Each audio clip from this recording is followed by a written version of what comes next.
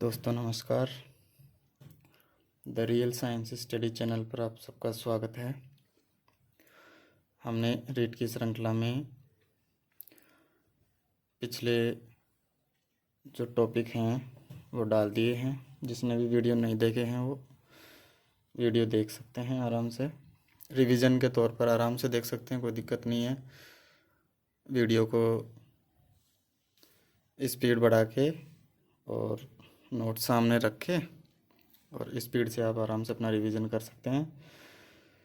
कुछ भी मैंने छोड़ा नहीं है, इसमें सारा आपका रिवीजन के लिए पूरा टॉपिक इसमें इंक्लूड है। आइए हम चालू करते हैं आगे। नेक्स्ट अपना टॉपिक तत्व, यौगिक और मिश्रण, एलिमेंट, कंपाउंड एंड मिक्सचर। हम सबसे पहले पदार्थ को दो भागों में बांट देते हैं, एक भौतिक वर्गीकरण और एक रासायनिक वर्गीकरण। भौतिक वर्गीकरण क्या है? भौतिक वर्गीकरण जिसमें हम पदार्थ को उस रूप में देख सकते हैं, जैसे कि पदार्थ ठोस है कि द्रव है कि गैस है। इस रूप में पदार्थ तीन प्रकार से हो गए जिसे हम देख सकते हैं। और रासायनिक वर्गीकरण क्या हो गया कि रासायनिक वर्गीकरण में वो उनको इस तरह से हम बांटेंगे कि जैसे कुछ तत्व हो गए, कुछ उनमें यौगिक हो गए और कुछ मिश्रण हो गए। आगे हम चल के यौगिकों को भी दो भागों में बांटेंगे, कार्बनिक यौगिक और रासायनिक यौगिक। कार्बन से मिलके जो यौगिक बनते हैं कार्बन, हाइड्रोजन, ऑक्सीजन से, वो कार्बनिक यौगिक होते हैं। और रासायनिक यौगिक होते हैं जिनमें कार्बन के अलावा जो भी यौगिक बनेंगे उनको रासायनिक यौगिक कहते हैं। मिश्रण को दो भागों में बांट देते हैं, समांगी मिश्रण और विषमांगी मिश्रण। समांगी मिश्रण में क्या होता है कि सारी जो अवस्थाएं हैं, जैसे कि गैस है तो गैस ही होगी, ठोस है तो ठोस ही होगा, द्रव हैं तो द्रव ही होंगे दोनों। और विषमांगी में क्या है, कुछ ठोस होगा तो कुछ द्रव होगा, कुछ द्रव तो कुछ गैस, ऐसे मिले जुले पदार्थ होते हैं। प्रकृति में मोस्ट रूप से पदार्थों को हमारे जो पुराने ऋषि मुनि थे उन्होंने आपने सबने सुना होगा कि हमारा जो शरीर है पंच तत्वों से मिलके बना होता है। उन पंच तत्वों में उनको पदार्थ बोला गया है। तो वो पदार्थ क्या क्या होते हैं उनमें? वायु, अग्नि, जल, पृथ्वी और आकाश। इन्हीं से मिलके सारा ब्रह्मांड, सारा सब कुछ इन्हीं से मिलके बना हुआ है, वायु, अग्नि, जल, पृथ्वी और आकाश से। अब देखो हम इनका एक एक से हमारा जो टॉपिक है ये है, अब इनको एक एक से हम पढ़ लेते हैं। देखो तत्व है, तत्व की एक तो भौतिक अवस्था होगी और एक होगी कि उसमें जो रासायनिक आबंध से जो यौगिक मिलके बनते हैं, एक वो होते हैं। तो भौतिक अवस्था में तो ठोस, द्रव और गैस आ जाते हैं। और जो रासायनिक आबंधों से बने हुए यौगिक हैं उनमें आ जाते हैं धातु, अधातु और उपधातु। तत्व शब्द का सर्वप्रथम प्रयोग रॉबर्ट बॉयल ने 1661 में किया। याद रखने वाली चीज़ है। पदार्थ का ऐसा घटक या ऐसा भाग जिसे हम और विभाजित नहीं कर सकते हैं तत्व कहलाता है। अर्थात जो रासायनिक अभिक्रिया में भाग लेता है, ऐसा घटक जिसे हम और विभाजित नहीं कर सकते उसे हम तत्व कहते हैं। अब तक कुल 118 तत्व खोजे जा चुके हैं। आवर्त सारणी में 118 तत्व होते हैं और जो वर्तमान की आवर्त सारणी है वो मोजले ने दी है, उसे आधुनिक आवर्त सारणी कहते हैं। उसमें 118 तत्व लिखे गए हैं जिनमें 18 तो वर्ग हैं और 7 आवर्त हैं। ठीक है, 18 वर्ग हैं और 7 आवर्त हैं। आगे हम और चर्चा कर लेंगे। तत्व शुद्ध पदार्थ होता है। जैसे तत्व है, जैसे हाइड्रोजन हो गया, ये तत्व है, ये बिल्कुल शुद्ध होगा, इसमें किसी तरह की कोई मिलावट नहीं है। ऑक्सीजन है, ये भी तत्व है, ये भी इसी में किसी प्रकार की मिलावट नहीं है। तो हम शुद्ध बिल्कुल बोल सकते हैं कि जो शुद्ध पदार्थ होगा बिल्कुल, जिसमें किसी प्रकार की कोई भी मिलावट नहीं होती है, वो तत्व में आता है। यौगिक में, यौगिक भी शुद्ध हम कह सकते हैं, लेकिन उसमें दो दो तत्व मिलके बन जाते हैं उसमें। लेकिन जो मिक्सर है, मिश्रण वाला जो पार्ट है, वो अशुद्ध वाला पार्ट होता है। उसमें कोई भी कंपाउंड उसमें मिलजुल के पदार्थ बना लेता है। तत्व एक ही प्रकार के परमाणुओं से बना होता है। अब जैसे हम हाइड्रोजन की बात करेंगे तो हाइड्रोजन एक ही परमाणु तो होता है, इसमें दूसरा परमाणु तो इंक्लूड ही नहीं होता है। ठीक है, आगे देखो, हम तत्वों के प्रकार में हम पढ़ रहे थे उधर जो रासायनिक आबंध वाले जो थे, जिसमें हम धातु, अधातु और उपधातु पढ़ते हैं। देखो धातु क्या है, sodium, potassium, iron, copper, silver, Oram जिसको हम बोलते हैं सोना।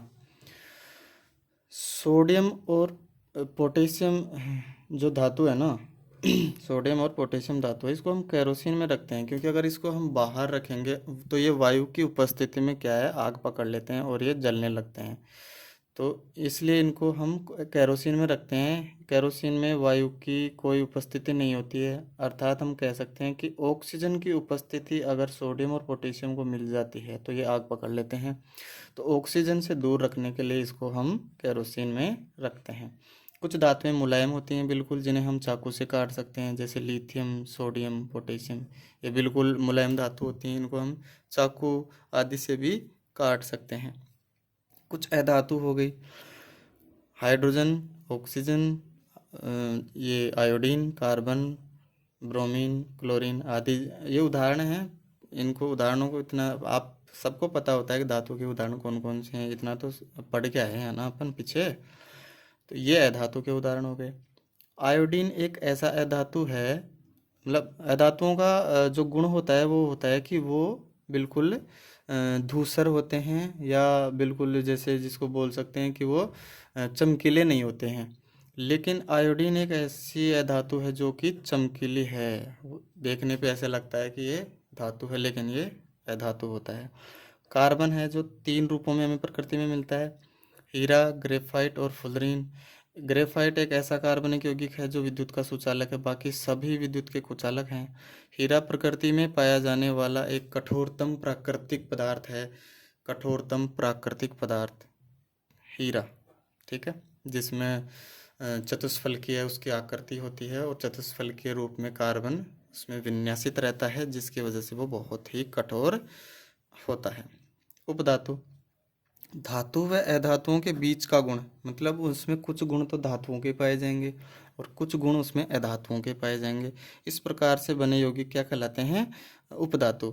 जैसे बोरोन, जर्मेनियम, सिलिकॉन और आर्सेनिक, ये क्या हैं, उपधातु हैं। इनमें कुछ गुण तो धातुओं के पाए जाते हैं और कुछ गुण अधातुओं के पाए जाते हैं। सामान्य अवस्था में द्रव धातु मिलती है हमें पारा और ये ब्रोमीन।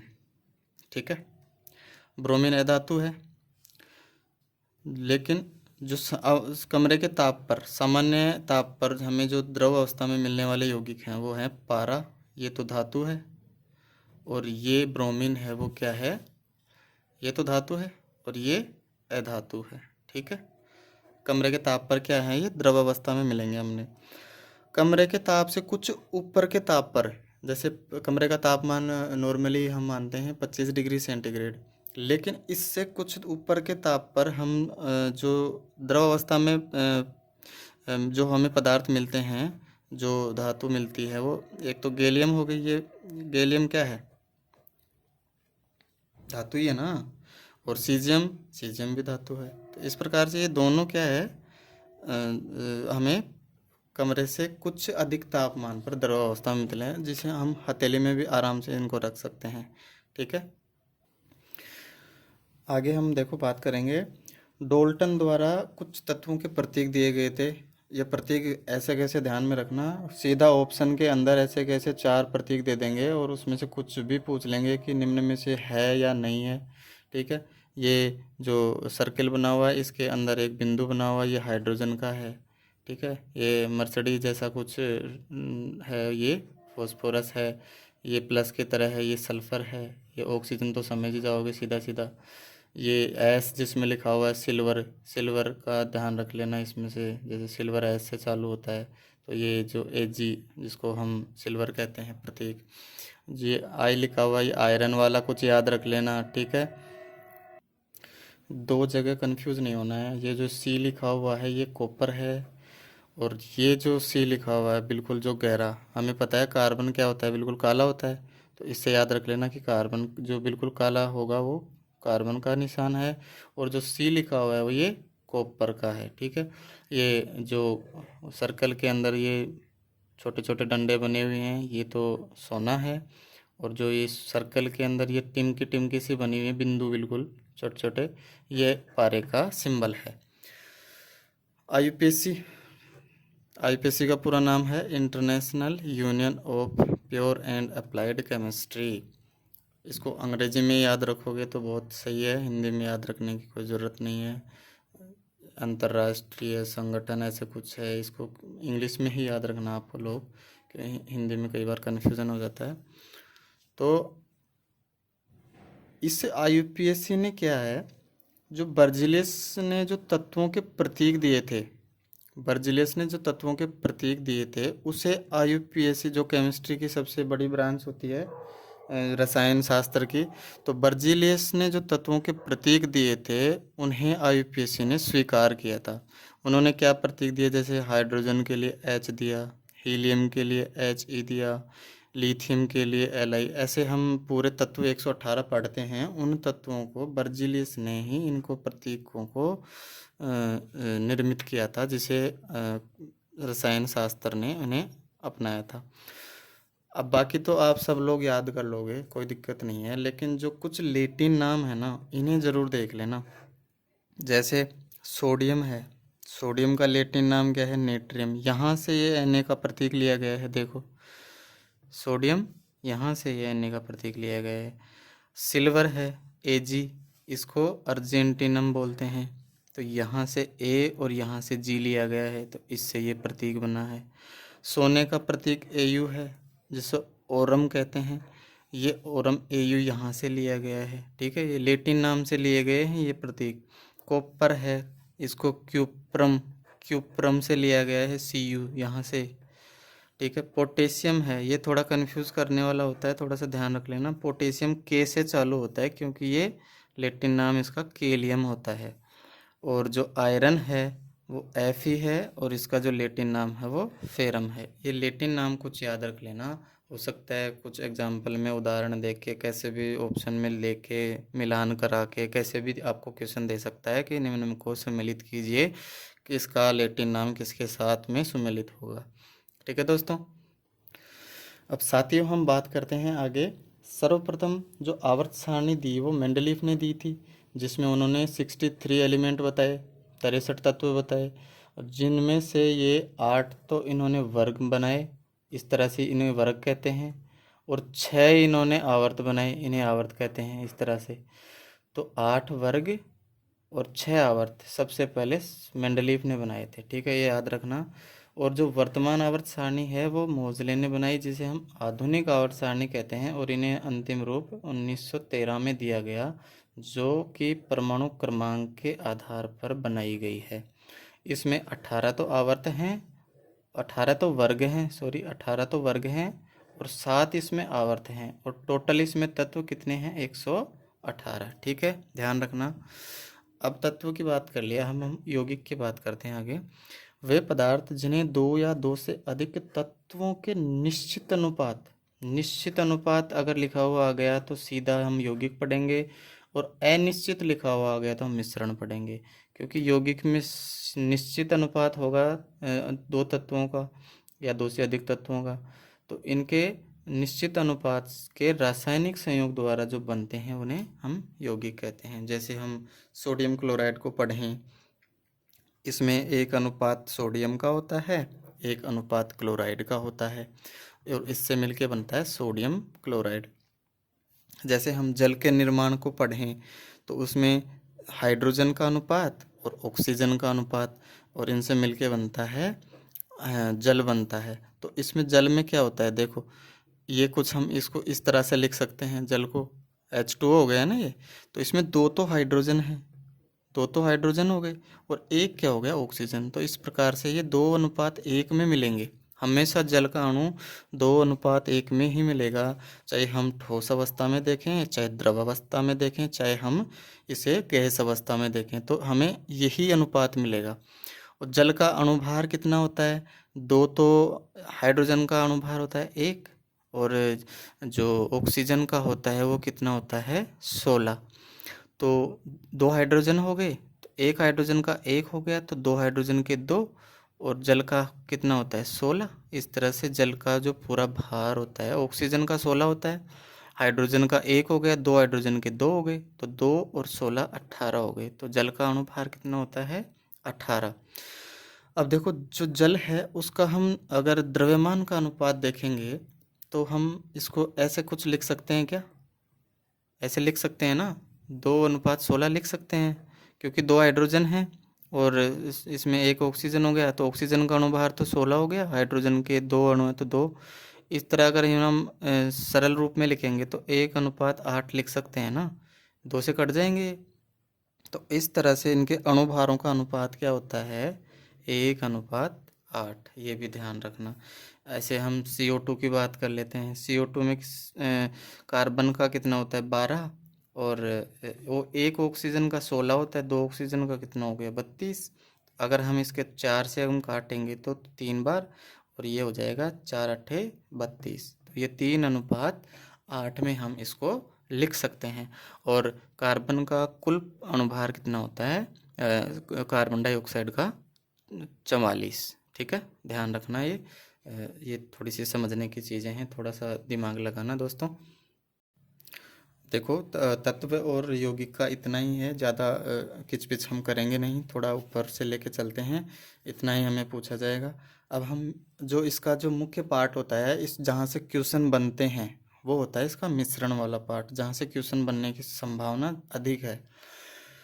देखो मिश्रण की परिभाषा, वे पदार्थ जो 2 या 2 से अधिक तत्व या यौगिक के अनिश्चित अनुपात आते ही हम मिश्रण पढ़ते हैं, मिलकर बने होते हैं, उन्हें हम मिश्रण कहते हैं। 2 या 2 से अधिक तत्व या यौगिक जिनका अनिश्चित अनुपात होगा, उससे मिलके बने होंगे, उन्हें हम मिश्रण कहते हैं। मिश्रण को हम 3 रूप में पढ़ सकते हैं, विलयन, कोलाइड और निलंबन। निलंबन को एक तरह से हम कह सकते हैं कि जैसे कि पेंदे में बैठा हुआ ठोस पदार्थ, निलंबन को हम यही पढ़ेंगे।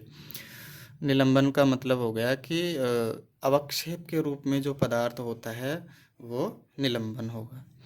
देखो अब हम इनके कुछ प्रॉपर्टीज़ पढ़ लेते हैं, कुछ इनके हम गुण पढ़ लेते हैं कि जैसे विलयन का जो कण है वो क्या है, कोलोइड का जो कण है वो कितना होता है। इनके कुछ हम और भी जो प्रॉपर्टीज़ पढ़ लेते हैं, जैसे दृश्यता, प्रकाश पर का इन पर क्या प्रभाव पड़ता है, इनकी प्रकृति कैसी होती है।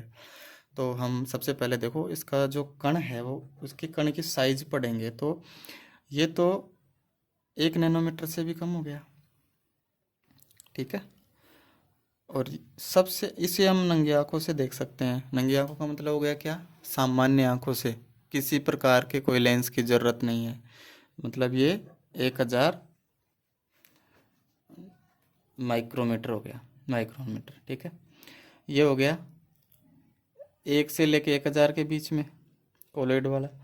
और जो विलियन वाला है ये सबसे छोटा होता है। इन्हें हम स्कोप या माइक्रोस्कोप के द्वारा हम इनको नहीं देख सकते। दृश्यता में देख लीजिए, माइक्रोस्कोप से हम नहीं देख सकते क्योंकि ये बहुत छोटे छोटे कण होते हैं। जैसे CuSO4 और H2O का अपन घोल देखेंगे तो हम इन्हें माइक्रोस्कोप से अलग अलग नहीं देख सकते कि कौन सा तो CuSO4 है और कौन सा H2SO4 है। ठीक है, कोलोइड को हम इलेक्ट्रॉन माइक्रोस्कोप से तो देख सकते हैं, लेकिन सामान्य माइक्रोस्कोप से इसको भी नहीं देख सकते। इलेक्ट्रॉन माइक्रोस्कोप से तो हम देखेंगे कि अलग अलग कण दिख जाएंगे, जैसे दूध है, क्रीम है, जैसे हमारा ब्लड है, ये कोलोइड विलियन है। तो इन्हें हम इलेक्ट्रॉनिक माइक्रोस्कोप से तो देख सकते हैं, लेकिन साधारण माइक्रोस्कोप से नहीं देख सकते। और जो निलंबन है, अभी हमने बात की कि इन्हें हम नॉर्मल आंखों से देख सकते हैं, जैसे चौक, मिट्टी और पानी का जो विलयन है, हम देखते हैं कि बाद में मिट्टी पानी के नीचे जम जाती है। प्रकाश का क्या प्रभाव पड़ता है, प्रकाश को नहीं फैलाते हैं। अब इन्हें हम अलग अलग कणों के रूप में तो देख ही नहीं पाएंगे, तो जो प्रकाश होगा वो सीधा क्या है, यहाँ से सीधा निकल जाएगा। तो इसको ये प्रकाश फैलेगा नहीं यहाँ पे, है ना। भाई कणों से जब टकराएगा तभी तो प्रकाश फैलता है ना। परावर्तन हमने पढ़ा है कि एक सतह से दूसरी सतह जब प्रकाश को परावर्तित करती है तो जब उसको सतह मिलेगी, जब परावर्तित होगा ना, तो ये कण इतने छोटे होते हैं कि प्रकाश परावर्तित ही नहीं हो पाता है, इसलिए प्रकाश फैलता ही नहीं है, सीधा निकल जाता है। कोलॉइड का क्या है, ये प्रकाश को फैलाते हैं, मतलब ये प्रकाश को फैलाएंगे, क्योंकि ये छोटे छोटे कण होंगे, कणों पर प्रकाश आएगा तो ये कण प्रकाश को परावर्तित करेंगे, इससे प्रकाश फैलेगा। और ये भी प्रकाश को फैलाएंगे, क्योंकि ये मोटे कण होते हैं, ये तो और भी ज़्यादा फैलाएंगे। अब इनकी प्रकृति क्या है, देखो, समांगी, विषमांगी और विषमांगी। समांगी क्या है, इनमें जैसे एक ही अवस्था में मिलेंगे, जैसे कि द्रव है तो द्रव में मिलेंगे, गैस है तो गैस में मिलेंगे, ठोस है तो ठोस में मिलेंगे, ठीक है। तो इन्हें हम अलग अलग नहीं मिलाते हैं, एक जैसे जैसे द्रव होंगे तो सारे द्रव ही होंगे, वो समांगी मिश्रण होगा। जिसमें सारे ठोस होंगे तो वो ठोस वाला समांगी मिश्रण हो गया, जिसमें सारे गैस ही गैस होंगे तो वो समांगी गैस वाला मिश्रण हो गया। विषमांगी क्या होता है, इसमें ठोस भी होगा और द्रव भी होगा, द्रव के साथ गैस भी होगा, मतलब मिले जुले होंगे, या तो ठोस ठोस होगा, ठोस में द्रव होगा, द्रव में गैस होगा। इस प्रकार से हम आगे और पढ़ेंगे इनको ढंग से, देखना। गुरुत्व का प्रभाव, अभी इन पर गुरुत्व का कोई प्रभाव नहीं पड़ता है। हम जैसे कि CuSO4H2 इन इस विलयन को रख देंगे ना, तो वो विलयन उस ही रूप में रहेगा, और वह नीचे ना तो कोई अवक्षेप बनेगा, ना नीचे पेंदे पर कुछ जमेगा, मतलब गुरुत्वाकर्षण का इस पर कोई प्रभाव नहीं पड़ेगा। कोलॉइड विलयन में क्या है कि हम बहुत ही समय के लिए अगर किसी विलयन को रख देंगे कोलॉइड को, तो इसमें कुछ छोटा थोड़ा बहुत अवक्षेप हमें देखने को मिल सकता है, लेकिन इतना देखने को नहीं मिलेगा। लेकिन हम सर्वाधिक जो गुरुत्व का प्रभाव है हम निलंबन वाले यौगिक में देखते हैं, क्योंकि जैसे हम पानी और मिट्टी को मिला के अगर उसको थोड़ी देर के लिए हम छोड़ देते हैं तो मिट्टी पेंदे में जम जाती है, तो ये क्या है, गुरुत्वाकर्षण के कारण वो मिट्टी क्या है, पेंदे में जम जाती है। तो इसलिए इन पे विलयन पर गुरुत्वाकर्षण का प्रभाव नहीं पड़ता है, इस पर भी कोलॉइड पर कम पड़ता है, और सबसे सर्वाधिक प्रभाव पड़ता है निलंबन पर। टिंडल प्रभाव, ये टिंडल प्रभाव नहीं दर्शाते, ये टिंडल प्रभाव दर्शाते हैं, और ये भी नहीं दर्शाते। मतलब जो प्रकाश है वो प्रकाश अलग अलग रंगों में विभक्त होता है कि नहीं होता है, इस प्रकार की चीज़ सिर्फ हमें कोलॉइड विलयन में देखने को मिलती है, ना तो हमें निलंबन में देखने को मिलती है और ना ही विलयन में देखने को मिलती है। पृथक्करण, छानने से ये विलयन हमें पता है कि इतने छोटे छोटे कण होते हैं कि ये छनते ही नहीं है, तो ये छानने से अलग नहीं होंगे। ये हम अपकेंद्री विधि, जैसे हम देखते हैं कि जो मशीन है उसको हम दही को हम बिलोते हैं तो उसमें से हम मक्खन निकाल लेते हैं, तो ये जो बिलौने वाली जो प्रक्रिया है ना, इसको अपकेंद्रीय विधि कहते हैं, ठीक है। तो हम अपकेंद्रीय विधि द्वारा इसे हम अलग अलग कर सकते हैं। और जो निलंबन वाला है, इसे हम, ये मोटे मोटे कण होते हैं, इसको नॉर्मली हम छान के भी अलग कर सकते हैं। ब्राउनी गति, ये ब्राउनी गति नहीं दर्शाते हैं, ये ब्राउनी गति दर्शाते हैं, और ये भी ब्राउनी गति नहीं दर्शाते। ब्राउनी गति मतलब इनमें हमेशा छोटी मोटी गति हमेशा होती रहेगी, ये एक जगह पे इकट्ठे नहीं रहेंगे, एक जगह अवस्थित नहीं रहेंगे। तो ये दो चीज़ ध्यान रखना, ये टिंडल प्रभाव दर्शाते हैं और ये ब्राउनी गति भी दर्शाते हैं, इन्हें ध्यान रखना, ये बहुत ही इम्पोर्टेंट है, एग्ज़ाम में आने की इन्हीं की संभावना बनती है, ठीक है दोस्तों। अब देखो कुछ कोलॉइड के हम उदाहरण देख लेते हैं,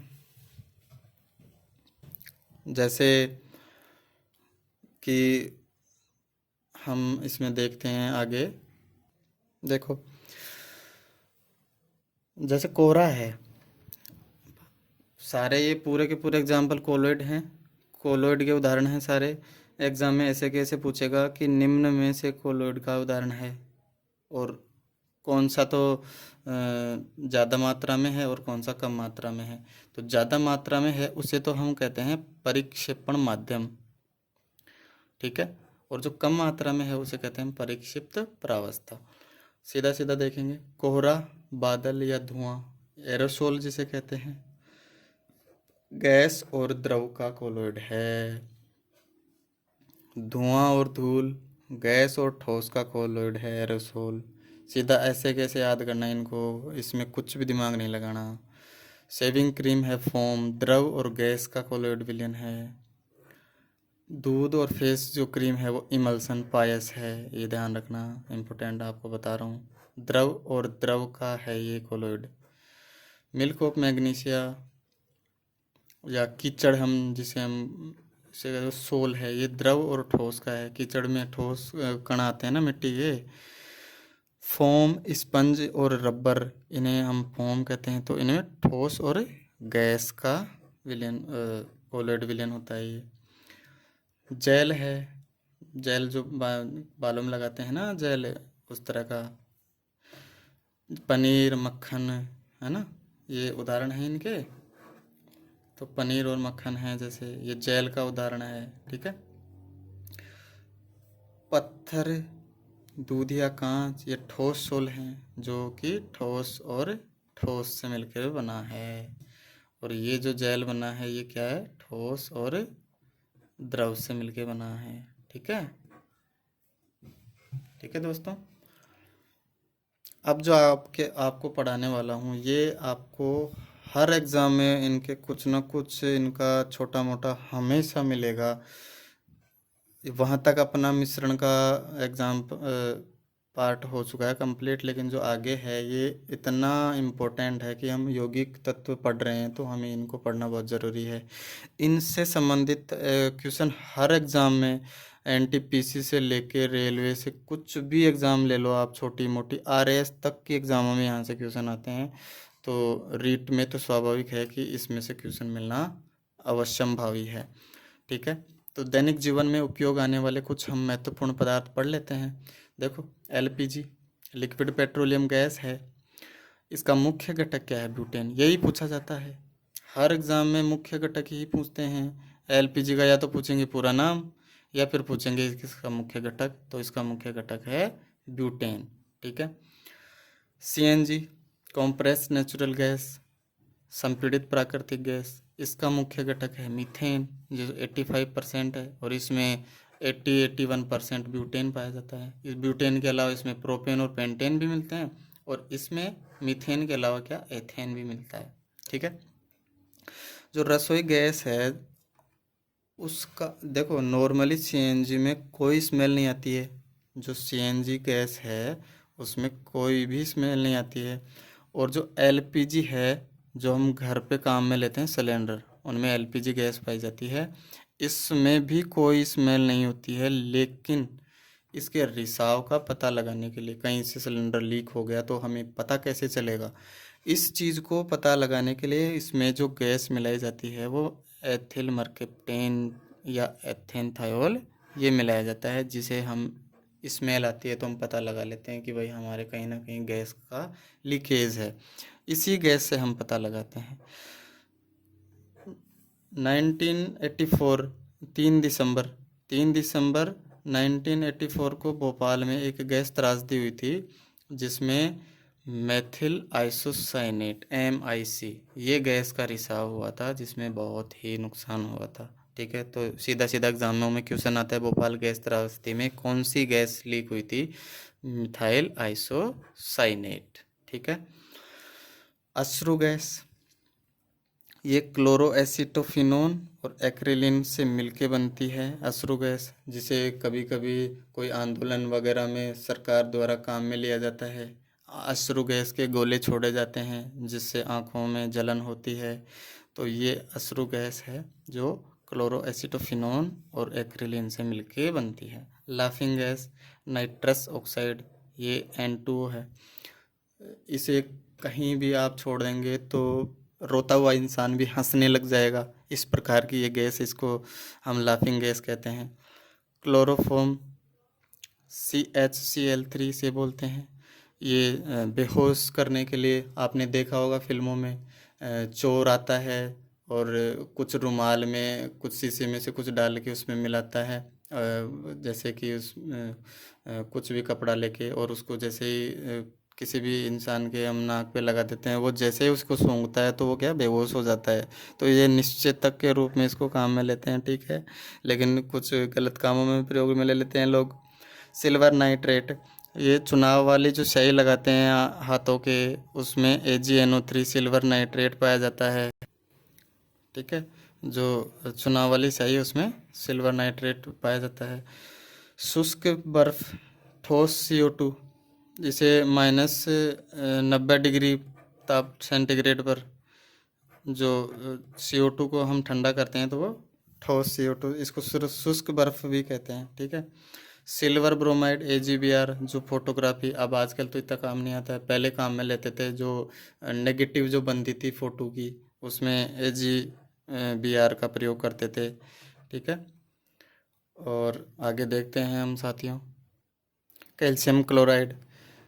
आपने देखा होगा मोबाइल का जो डब्बा खोलते हैं, उस डब्बे में एक छोटी सी थैली में से ऐसे कुछ देखा होगा आपने, महसूस किया होगा, बिल्कुल बारीक बारीक से कण। तो वो क्या होता है, CaCl2, कैल्शियम क्लोराइड। ये क्या करता है, नमी को सोखने का काम करता है। जैसे कि कहीं पर छोटी मोटी नमी अगर किसी डब्बे में पहुंच जाती है तो वो इलेक्ट्रॉनिक सामान को नुकसान नहीं पहुंचाए, तो उस नमी को सोखने के लिए उसमें क्या पैक कर देते हैं, उसमें थोड़ा सा CaCl2 का जो पदार्थ है वो पैक कर दे रखते हैं, जो कि नॉर्मल जो नमी होती है उसको सोख लेता है। एल्कोहल, कौन नहीं जानता, एल्कोहल को सब जानते हैं, शराब CH3CH2OH। ठीक है। ये शराब में का मुख्य घटक है, लगभग 40 से 50% इसी का प्रयोग में लेते हैं। नाइट्रोजन पेरोक्साइड H2O2, जो रॉकेट का ईंधन है, वो नाइट्रोजन पेरोक्साइड काम में लेते हैं। सिल्वर आयोडाइड, सिल्वर आयोडाइड का क्या काम क्या है, तो कृत्रिम वर्षा करवाते हैं बादलों के ऊपर, सिल्वर आयोडाइड की बौछार कर देते हैं, जिससे क्या है, वो जो गैसीय पूरे जो बादल होते हैं वो संघनित होकर द्रवित रूप में होके और बरसात कर देते हैं। ठीक है। द्रव नाइट्रोजन, ये -196 डिग्री सेंटीग्रेड पर है, जो जिसको हम मोस्टली काम में लेते हैं। डांस फ्लोर पर जो धुआं दिखता है अपने को कभी कभी, जो हम कुछ भी देवीय सीरियल देखते हैं उनमें जो बादल जो दिखाते हैं, वो भी कृत्रिम बादल भी हम द्रव नाइट्रोजन से ही बनाते हैं। ठीक है। यहाँ तक ये जो पार्ट है यौगिक वाला ये कंप्लीट है। अब कुछ इम्पोर्टेंट है, रासायनिक सूत्र का निर्माण। कोई भी रासायनिक सूत्र है वो किस प्रकार से बनता है, उसके लिए हम पहले पढ़ते हैं आयन को।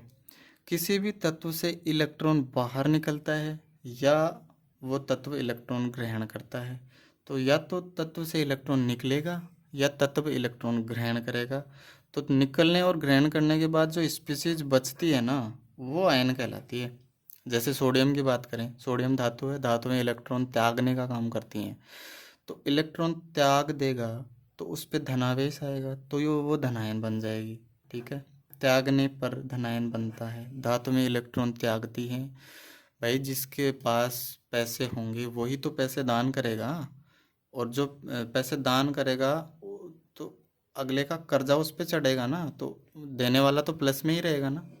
भाई प्लस में है तभी तो दे रहा है वो, तो देने वाला प्लस और लेने वाला माइनस, ऋणी। भाई देने वाला धन और धनी और लेने वाला ऋणी, तो धनी मतलब प्लस और ऋणी मतलब माइनस। तो जिस पे इलेक्ट्रॉन आ रहा है ग्रहण कर रहा है वो ऋणायन, और जो इलेक्ट्रॉन दे रहा है वो धनायन। एक इलेक्ट्रॉन त्यागने पर एक धनावेश, दो इलेक्ट्रॉन त्यागने पर दो धनावेश, तीन इलेक्ट्रॉन त्यागने पर तीन, चार त्यागने पर चार, एक इलेक्ट्रॉन ग्रहण करने पर एक ऋणावेश, दो इलेक्ट्रॉन ग्रहण करने पर दो ऋणावेश, तीन इलेक्ट्रॉन ग्रहण करने पर तीन ऋणावेश। और आगे हम देखते हैं कि जब धनावेश और ऋणावेश आपस में मिलते हैं तो यौगिक क्या हो जाता है, उदासीन हो जाता है। ठीक है दोस्तों। अब इसी तर्ज पर हम रासायनिक सूत्र के निर्माण को हम पढ़ते हैं। देखो कैसे पढ़ते हैं। धनायन है, धनायन जैसे एक इलेक्ट्रॉन त्यागने वाले हो गए तत्व, कुछ तत्व दो इलेक्ट्रॉन भी त्यागते हैं, कुछ तीन भी त्यागते हैं, कुछ चार भी त्यागते हैं। ठीक है। तो जितने इलेक्ट्रॉन त्यागेगा उतना ही उस पर धनावेश आ जाएगा। तो एक इलेक्ट्रॉन त्यागने वाली स्पीशीज देख लो, सोडियम, पोटेशियम, सीजियम, ये अमोनियम आयन हो गया, एक क्यूप्रस। देखो कॉपर पर एक प्लस आता है तो क्यूप्रस बनता है, और कॉपर पर दो प्लस आता है तो क्यूप्रिक बनता है। ठीक है, क्यूप्रिक। जैसे फेरस पे 2 प्लस आता है तो फेरस, और 3 प्लस आता है तो फेरिक। ठीक है, ध्यान रखना। 2 आले जिस पे 2 धनावेश, magnesium, calcium, strontium, ferrous, cupric. ठीक है, इसी तरह से ये एल्यूमिनियम हो गया, ये फेरिक हो गया। तो जो 3 धनावेश वाले हैं उन पर 3, 2 इलेक्ट्रॉन त्यागने वाले 2, 1 इलेक्ट्रॉन त्यागने वाली स्पीसीज 1 धनावेश। ऋणायन, इसी तरह से जैसे हम बात कर रहे थे कि 2 धनावेश 2 इलेक्ट्रॉन त्यागेगा, 3 धनावेश वाला 3, इसी तरह से 1 इलेक्ट्रॉन लेने वाली जो स्पीसीज है उस पर 1 ऋणावेश, जो 2 इलेक्ट्रॉन ग्रहण कर सकती है उस पर 2, और जो यौगिक 3 इलेक्ट्रॉन ग्रहण कर सकती है उस पर 3 ऋणावेश। ठीक है, ऐसे कुछ हम पढ़ लेते हैं, जैसे क्लोरीन पर 1 माइनस, फ्लोरीन पर 1 माइनस, आयोडीन पर, ब्रोमीन पर, सुपर ऑक्साइड 2 ऑक्सीजन हो गए, तो इन पर 1 ही माइनस आता है। ये थोड़ी सी ध्यान रखना। ये उदाहरण एग्जामों में यही ही पूछेगा, एग्जामों में यही उदाहरण पूछेगा, यही जो हमें जिनमें कन्फ्यूज़न होता है इन्हें ध्यान से रख लेना। NO2 minus nitrite, NO2 minus nitrite, 3 minus nitrate, और CO3 का HCO3 तो बनता है बाइकार्बोनेट। हमने पिछले वीडियो में पढ़ा था, आपको पता है, जहाँ पे H आता है उसे तो हम पढ़ते हैं बाई, और जहाँ पे O आ जाता है उसको हम पढ़ते हैं हाइपो। ठीक है, तो इस तरह से यहाँ पे हम पढ़ेंगे बाइकार्बोनेट, बाइकार्बोनेट पर 1 ऋणावेश, और कार्बोनेट, सिर्फ कार्बोनेट लिखा हुआ आएगा तो 2 ऋणावेश। ठीक है, कार्बाइड लिखा हुआ तो C-2। ये थोड़ा सा ध्यान रखना। फोस्फाइड, फोस्फाइड में क्या होता है -3, और ये फॉस्फेट है, इस पे PO4 -3। ठीक है, इस पे थोड़ा कंफ्यूज होने की ज़रूरत नहीं है, इसमें O भी आता है, इसमें O नहीं आता है। ये नाइट्राइड, ठीक है, ये इन पे ध्यान देना, ये इम्पोर्टेंट है, नाइट्राइड। देखो हम बात करें कैल्शियम क्लोराइड, कैल्शियम पे 2 हमने पढ़े थे, 2 धनावेश होते हैं, और क्लोरीन पर 1 ऋणावेश होता है। तो इनका रासायनिक हम सूत्र बनाते हैं, तो इसकी संयोजकता तो इसके चरणों में लिखते हैं, और जो इसके ऊपर जो धनावेश है वो इसके चरणों में लिखते हैं। तो देखो कैल्शियम पर 2 है धनावेश, तो इसको तो हम यहाँ पर लिख दिए, और क्लोरीन पर -1 है, इसको हम यहाँ पर लिख दिए। एक को लिखो तो सही है, नहीं लिखो तो भी सही है, तो हम ज़्यादातर एक को लिखते नहीं हैं। ठीक है, तो जहाँ पे कुछ लिखा हुआ नहीं, इसका मतलब क्या मानोगे, उसको 1 मानोगे। तो इसका धनावेश तो इसके चरणों में, और इसका ऋणावेश इसके चरणों में, तो सूत्र बनता है क्या, CaCl2। भाई इसके 2 आवेश तो इधर आ गए, और इसका -1 इधर, -1 को हम लिखते नहीं हैं। अब आगे देखो, Ca+2 और PO4 -3, हमने पढ़ा PO4 पर -3 होता है फॉस्फेट, तो हम इसको पढ़ते हैं कैल्शियम फॉस्फेट, कैल्शियम फॉस्फेट। ये रीट की जो पात्रता परीक्षा हुई थी 2022 की 23-24 जुलाई को, उसमें आया था कि इसका सूत्र बनाइए, कैल्शियम फॉस्फेट का अणुसूत्र क्या है। तो हम किस प्रकार से बनाएंगे, ऐसे बनाएंगे। ठीक है, कैल्शियम फास्फाइड, फास्फाइड हमने पढ़ा P-3 है, तो कैल्शियम पे +3 और फास्फाइड पे -3। अब देखो इधर हमने थोड़ा सा यहाँ पे देखो एक बार, अगर एक से अधिक यौगिक वाली स्पीसीज है ना, एक से अधिक यौगिक वाली स्पीसीज है, तो उसे हम कोष्टक में बंद करके लिखेंगे, जहाँ से यहाँ पे लिखे हमने। और अगर एक ही तत्व है तो हम सीधा लिखेंगे, और अगर एक से ज़्यादा है ना यौगिक, तो हम उन्हें कोष्टक में बंद करके फिर उसके बाहर लिखेंगे। ठीक है, ये थोड़ा सा ध्यान रखना। जैसे यहाँ पर है, इसकी तो इसके चरणों में, और ये वाली इसके चरणों में, तो ये CH3 बन गया, और ये P2 बन गया। ठीक है, एल्यूमिनियम नाइट्राइड है। ठीक है, अब देखो यहाँ पर, जब तक ये कट सकते हैं आपस में, अगर दोनों बराबर हो जाएंगे ना, जैसे इस पे +2 आ गया तो इस पे -2 आ गए, तो इनको काट पीट के बिल्कुल बराबर कर लेंगे। जैसे इस पे +3 है, इस पे -3 है, ये तो ये कट जाएंगे, एक एक बचेगा, एक एक को लिखते नहीं है, तो AlN बन जाएगा, एल्यूमिनियम नाइट्राइड। जैसे अमोनियम कार्बोनेट की बात करें, अमोनियम पर +1 है और कार्बोनेट पर -2 है। हमने पढ़ा, देखो कार्बोनेट पर -2 है, तो इसकी संयोजकता तो इसके पास, अब ये एक से अधिक यौगिक हो गए तो कोष्टक में बंद करके लिखेंगे, तो NH4 ये कोष्टक में बंद कर दिया, और जो इसकी +1 है इसको हम लिखेंगे CO3। अब इसमें कोष्टक लगाओ, तो अब एक को हम लिखते भी नहीं है तो हम सीधा लिखेंगे क्या, NH4, इसको कोष्टक में बंद करेंगे, इसकी संयोजकता इसके बाहर लिखेंगे और CO3, तो ये क्या बन गया, अमोनियम कार्बोनेट। ठीक है दोस्तों वीडियो को लाइक शेयर करना और कमेंट करके बताना, आपको कोई भी क्वेश्चन किसी भी तरह का कहीं पर भी हो, आप कमेंट में पूछ सकते हो, मैं हर कमेंट का जवाब दूंगा। और आप लोगों को पहली बार बोल रहा हूँ कि चैनल को सब्सक्राइब करना और वीडियो को लाइक करना और शेयर करना। Thank you.